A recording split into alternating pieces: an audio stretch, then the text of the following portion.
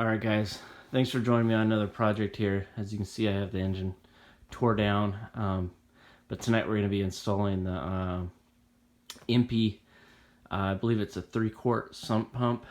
It bolts right onto the bottom. You got to remove that cover plate there. I've already drained the wheel, so that's done, but you got to remove that cover plate on and it just bolts right to the bottom. So this is the Impy 3-quart, I believe it is, and then I got a new cover plate to put on the bottom. So let's get this thing bolted on.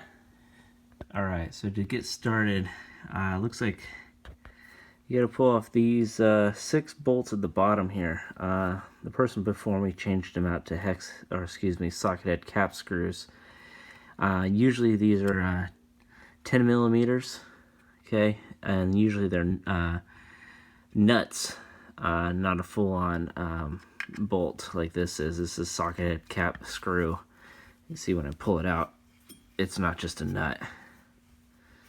Okay, so it's fine, not a big deal, but when I put the new one on, they're going to have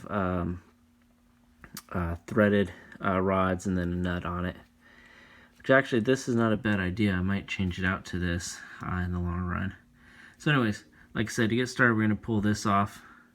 I'm going to clean off everything really well with a rag and maybe a toothbrush, just make it so it's really clean of oil, and then we'll bolt the new piece on.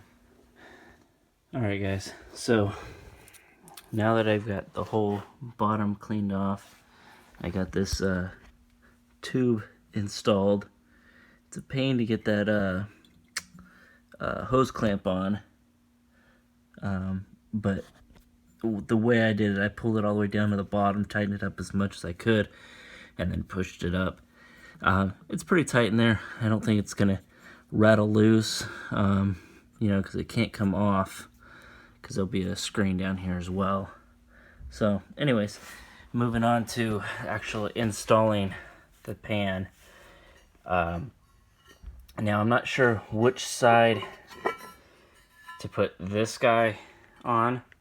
I'm just gonna put it towards the front of the car so the back of the car looks clean, looks even.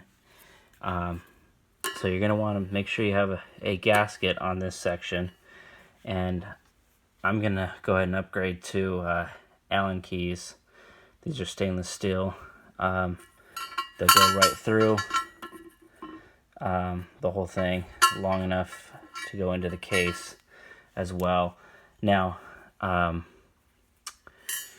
this kit does not come with it, but I recommend getting some brass, or copper washers in there.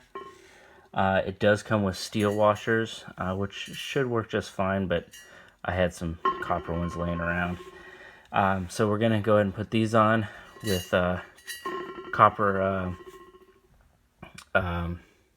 washers, and then I'm going to, once that's on, I'll install the filter and cover plate at the bottom.